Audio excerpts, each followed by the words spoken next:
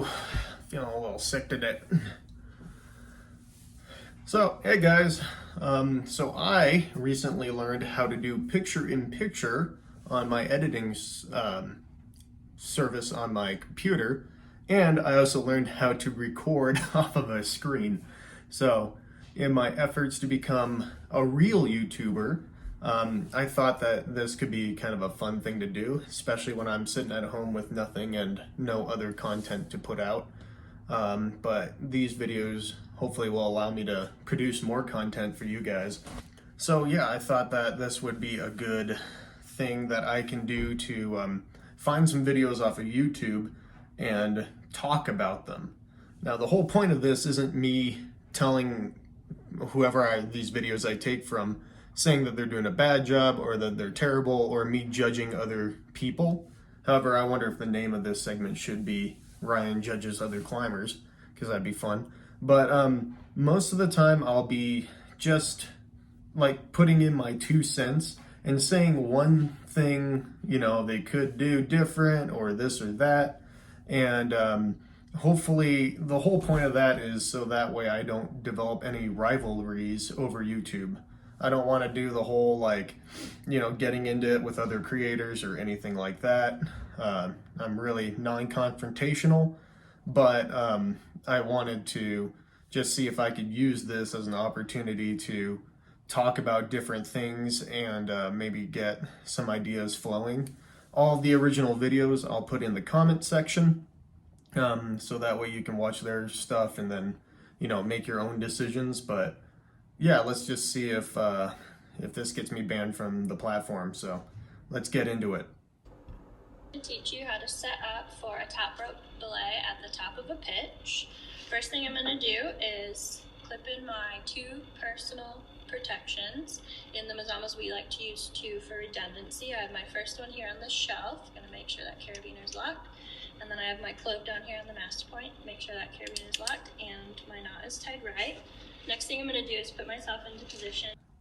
Okay, yeah, so this is kind of a common thing that I see in these recreational crews, mainly the Mazamas and the Mountaineers, which respectively Mazamas are based out of Oregon, Mountaineers based out of Washington. And then they've all seem to have adopted this idea of needing 2 points of contact into the anchor. And that's usually, I guess the Mazamas would probably prefer a personal anchor system and a rope clove hitched in. Whereas up in Washington, I've seen a lot of the Mountaineers doing a clove hitch and then working down a little bit further on the rope and tying like a figure 8 on a bite. Ultimately, I mean, there's nothing wrong with that. I mean, it's not incorrect.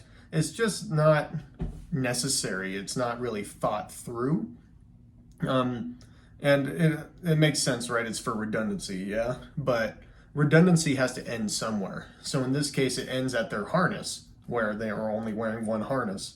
The rope is also meant to be non-redundant because if you think about something like a lead fall, that's when we put the most amount of force onto it, and that is only on one single rope. So when you're tying in with 2 points at an anchor, it doesn't really matter all that much, especially when the anchor itself is redundant. So the point of redundancy is for the equipment that we don't own, like the bolts in the rock. And that's why we put 2 bolts together with our own cord, and we know what that cord's been through, so we can end the redundancy at that point and then just do one attachment. To bring up my climber, I'm going to use the ABC acronym. A for anchor, B for belayer, C for climber. I'm going to go ahead, once I got that, I'm going to throw my belay device on my belay loop, bring up all this slack until I find my climber. I like to keep my belay ledge nice and tidy, so I'm going to move all this stuff over here. Now when you set up your belay device, you want to make sure that your brake strand is on top and your climber strand is on the bottom, so you can brake up. Make sure that carabiner is locked. And I'm going to go ahead and move my hand to the front of this so I don't get pinched in case my climber falls, and I'm ready to go.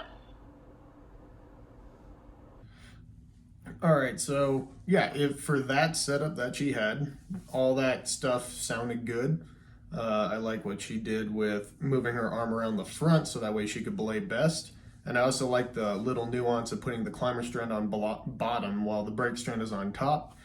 There are a few times in more of the alpine where we would use this belay technique, and that's all stuff that you want to think about.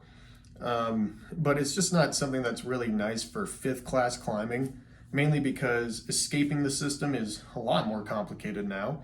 And also the ability to take in rope to, to keep your climber end nice and tight to the climber is dramatically limited. So if it's really easy terrain, then you're not going to be able to keep up with your climber, and you expose yourself to a higher force on your anchor because of that extra slack in the rope. Also, keeping yourself in the system it's just all old school. It's not exactly what we do for best practice nowadays.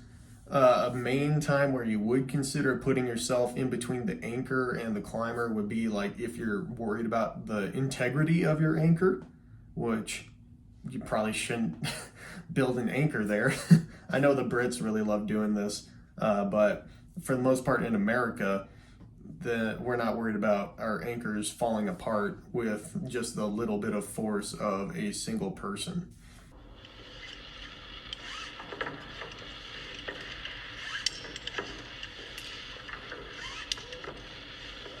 That's me.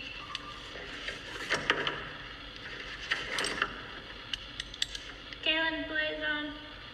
Steph, climbing. Kaylin, climb on.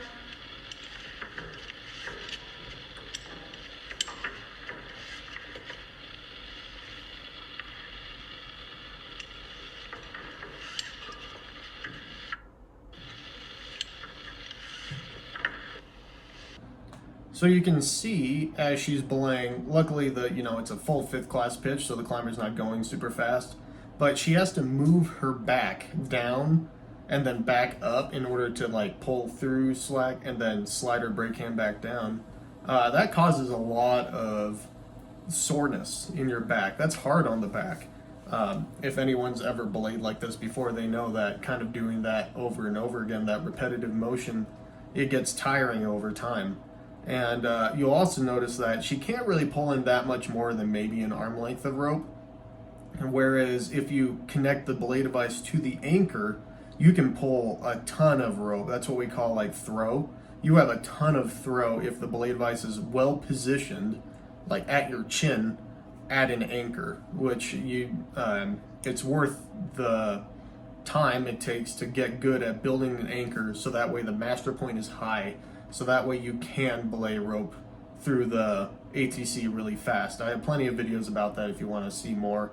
Any of my videos about belay from above or top rope climbing or whatever, all mention that. So that's the big disadvantage, one of them, of this belay system is that you can't take in rope fast, you can't take in that much rope fast, and you also it's hard on the back.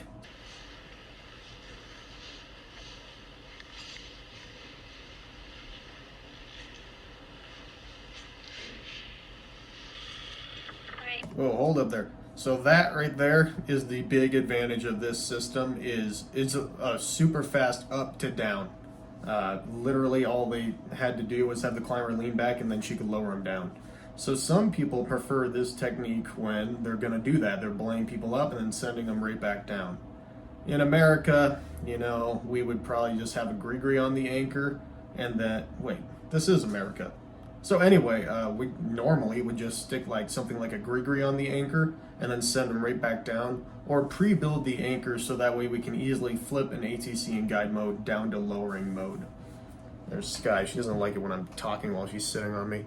But that is a huge advantage. I mean, you could make the argument that you like using this technique when you're just going to lower people right back down. Kaylin, when you climb up here, if you could tap that on my right, your left, that would be great. Okay. Go ahead and clip your personal protection into the shelf right here.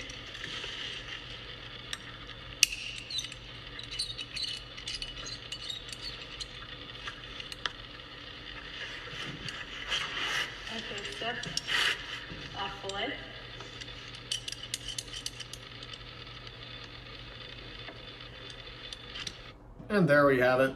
I mean, yeah, overall, not a bad video. This is what the Mazamas as an organization have decided that all their students are going to learn going forward with Belay, any sort of multi-pitch setup.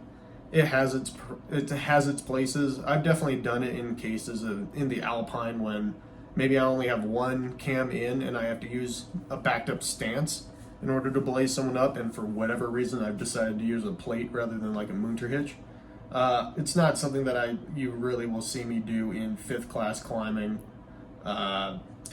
possibly ever. I mean, I can think of one time on the Flatiron when I was just climbing up with a buddy where I kind of did that, but I didn't have to do it. It was kind of just because I screwed up. Overall, not a bad video. It's still safe technique. It's not like anyone's in massive danger, but it's just a few of my thoughts on this sort of belay system.